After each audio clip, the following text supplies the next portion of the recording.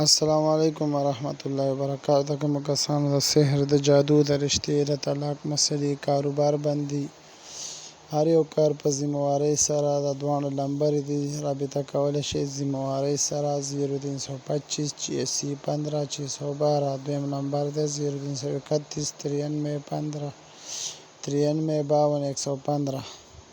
هر یو کار په ذمہوارۍ سره. کارلا جادوی، تور جادوی، د بندش مسلې، د رشتې او طلاق مسلې، کاروبار بندي، د جوړونو مسلې، د شوګر مسلې، د بواسیر مسلې، د بندش مسلې رابطه کولی شئ. الله مو کامیاب کړي.